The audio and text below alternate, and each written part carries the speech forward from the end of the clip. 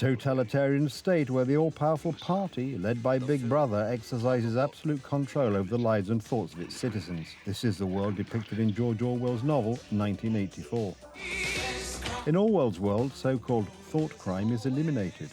The crime of possessing or expressing thoughts contrary to the ideology of the party. It seems that with each passing day we are getting closer and closer to the world described by George Orwell in 1984.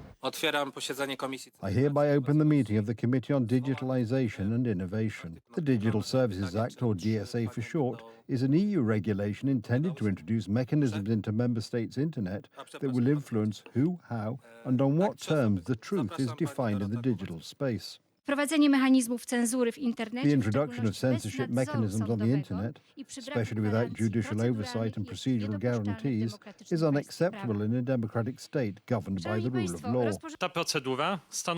This procedure is a glaring example of over-regulation, which is unfortunately common in the implementation of EU law. It adds regulations to the Polish legal system that are in no way required by EU law. Officially, the DSA is intended to protect users and ensure safety in the digital environment. We are very hopeful about this bill, especially the blocking order. In practice, what is considered dangerous or illegal on the internet will be the result of decisions made by algorithms and administrators. Citizens are only supposed to see what has been previously deemed reliable. Maciej Świerski, a member of Poland's National Broadcasting Council, writes about this in his analysis of the DSA. What can remain in the information cycle is no longer decided by national parliaments or courts. These decisions are made in dialogue between digital platforms and the European Commission. In practice, this means that the limits of freedom of expression and the admissibility of content are determined by entities that have no democratic mandate. This is extremely crude censorship carried out by administrative bodies that will be able to block content on the basis of reports from left-wing organizations, whether Polish or even foreign, from France, Germany or the Netherlands. According to the proposed law, in order to avoid sanctions, internet platforms will be forced to profile users and content in a manner consistent with the regulators' expectations. Unfortunately, in this catalogue of content that could be reported with a request for action, some of the most harmful false information is missing. For example, there is no mention of the denial of Nazi and communist crimes against the Polish nation, which is punishable under Polish law. It does not include espionage disinformation, which is punishable under the criminal code. There is, however, so-called illegal content that would be blocked. The Association of Polish Journalists continues to strongly protest against the threats and restrictions on freedom of speech that we see in the draft law. The draft law leaves room for heavy abuse that would amount to censorship. First and foremost, for politicians in relation to journalists, the media and anyone who publishes on the internet. The DSA is even more than censorship. It is punishment for one's views. The government wants to take the place of the decision maker, what can be shown and what cannot. Our content will continue to be removed, as will conservative, pro-life and Catholic content. And the consequences will probably be felt by everyone in Poland and beyond. Overwhelmed by this neo-Bolshevik tyranny, they will have to hide what they really think. Because for the neo-Bolsheviks, just like for the Bolsheviks during the communist era, freedom of speech is the most dangerous thing. The DSA's primary function will be ham-fisted political censorship. This law can still be prevented, however, with enough popular dissent. Unopposed, this law would effectively tie a closing bow around the area of free expression in modern Europe.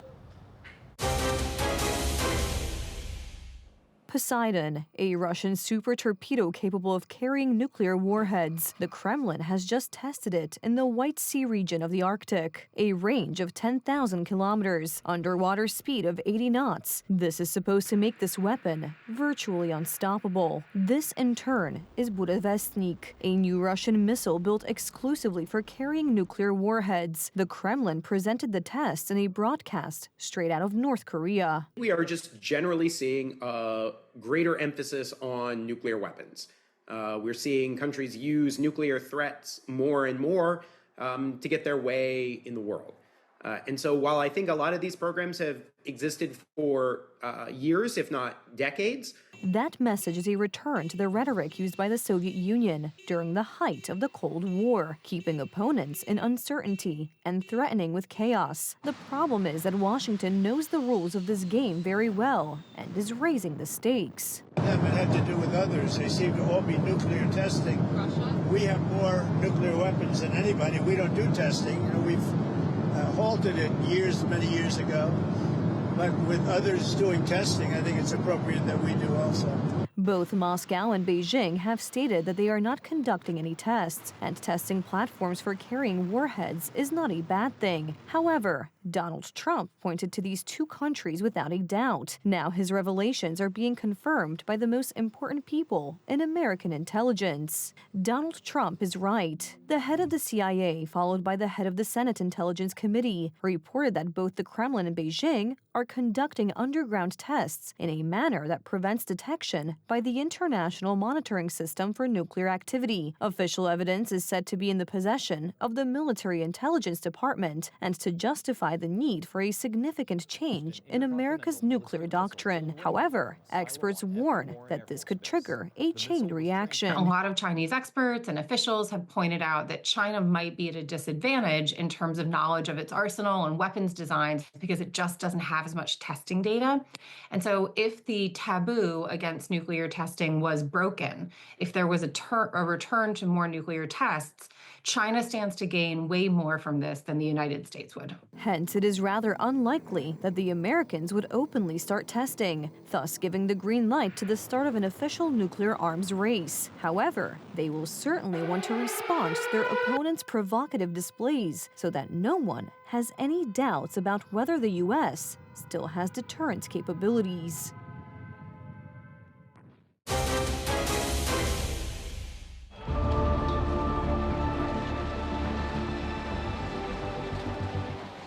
The tragedy unfolded before the eyes of residents of the Italian capital and tourists in a prestigious part of Rome near the Colosseum. Part of the medieval Torre dei Conti, an architectural gem and one of the symbols of the Eternal City, was reduced to rubble in an instant.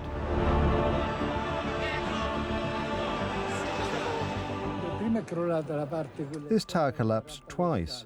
First, parts of the facade began to fall off, and then it collapsed from the inside. A huge cloud of dust appeared and the roof and floor of the tower turned into rubble. It all happened during maintenance work being carried out on the tower. Its external concrete elements began to crumble, causing the first part of the tower to collapse. The next collapse occurred an hour and a half later, this time inside. The building collapsed like a house of cards. We sat a little bit over there, and we wanted to go to the Colosseum. Then we stopped there to get a drink, and we just sat outside. We're watching at the building, and it suddenly collapsed again. Several construction workers were caught in a deadly trap. One of them suffered serious injuries and is in hospital. 2 others have already been discharged home, and a 66-year-old man who was seriously injured in the head and crushed by debris was unable to get out on his own, so firefighters had to intervene. The worker survived the first collapse of the tower and was in contact with him, but unfortunately the building collapsed again. The man was trapped under the rubble. After 11 hours of rescue operations carried out in extreme conditions, the injured man was successfully extracted, but unfortunately he died in hospital. The Italian Prime Minister offered her condolences, and experts are already working on site to explain the causes of the tragedy and assess the scale of the damage. The most important task was performed by the firefighters who rushed to save human lives. Now, those who will assess not only the material damage, but also the scale of losses to Italian cultural heritage must do their job. Torre del Conte was built in 1238 on the orders of Pope Innocent III by his brother Riccardo Conti. It was built from the ruins of the imperial forts and served mainly defensive functions. Originally, it measured as much as 60 meters, which earned it the nickname of the Great Tower and made it a symbol of architectural power. This is, of course, a building that has witnessed 8 or 9 centuries of the Eternal City's existence. Something has collapsed that seems unbelievable, impossible for most Romans and tourists. The very centre of the city, the centre of ancient Rome, halfway along the Via dei Fori Imperiali. It is something difficult to imagine. In the Middle Ages, Rome was dotted with such towers, and the Torre del Conte was considered one of the most impressive and best preserved buildings from that period in Rome. Wieża Conti, Torre dei The Conti. Torre del Conte Tower, whose history dates back to the first half of the 13th century, can be said to be a valuable monument of Rome from the perspective that there are not many secular medieval monuments in the centre of the city, but rather church buildings on the road that must be taken from the Colosseum to Piazza Venezia to continue on to the heart of Rome, leads right past the Torre del Conte Tower. The tower was in use until 2006, when it was determined that it required urgent renovation, which was delayed, as it turned out, for too long. For many years I didn't see anyone taking care of this archaeological heritage. The tower stood there without any supervision, without any renovation. Now, all that remains of its former glory are the ruins, and architects, conservators and guardians of Italian national heritage are wondering how to preserve at least part of this priceless testimony to history.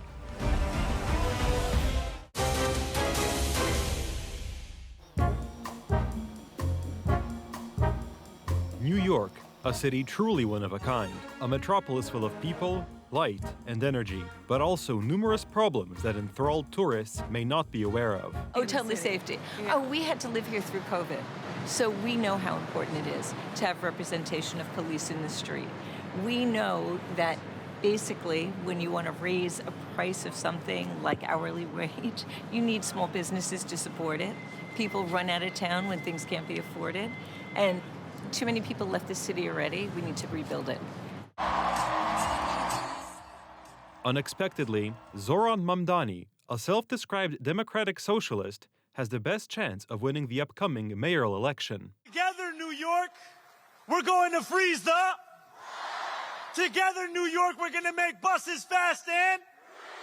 Together, New York, we're going to deliver universal... We will make our city one where every person who calls it home can live a dignified life. Mamdani is ahead of his two main rivals in the polls. The first is Andrew Cuomo, former governor of New York State and former Democrat superstar, today weighed down by allegations of sexual harassment. I take full responsibility for my actions. I have been too familiar with people. My sense of humor can be insensitive and off-putting. I do hug and kiss people casually, women and men. I have done it all my life. It's who I've been since I can remember. In my mind, I've never crossed the line with anyone. The other rival is Curtis Sliwa, a Republican of Polish descent, whose main campaign platform is increasing safety on the city's streets. If you show one iota of fear, your enemy will persevere. We must fight this. And the only way you do that is to show courage in your ability to get out to vote, get into the streets, knock on doors, bring your neighbors to the polls. Because I'm not dropping out. I'm fighting to the end. Go ahead, make a rap for your nanny. It's a rap. Get the But it is the vision of a radical socialist, who previously became famous for hip-hop songs such as this one, that attracts the most people. Former New Yorker and current US President Donald Trump is also waiting for the election results. I looked at the polls, and looks like we're going to have a communist as the mayor of New York. It'll be very interesting. But here's the good news. He's got to go through the White House. Everything goes through the White House. At least this White House it does. A year ago, during the presidential election, America showed it was turning to the right. But the leftist leanings of New Yorkers are not a big surprise to experts. High taxes, fees, and prices have caused the tax-paying class to move out of the city, commuting to work by subway, train, car, and helicopter, and paying taxes elsewhere. Zoran Mamdani, who came to America from Uganda at the age of 7, can also count on the votes of migrants. Open borders policy has created a large imported voter base who now, especially in large cities, support their Democrat political patrons. These are increasingly Muslims and Indians. The force of circumstance brings together an electorate that has gained rights, but is culturally non-American because of their religion and origin.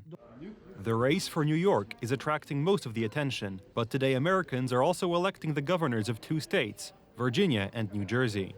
The results of these elections will largely be an indicator of Donald Trump's popularity a year after winning the presidential election.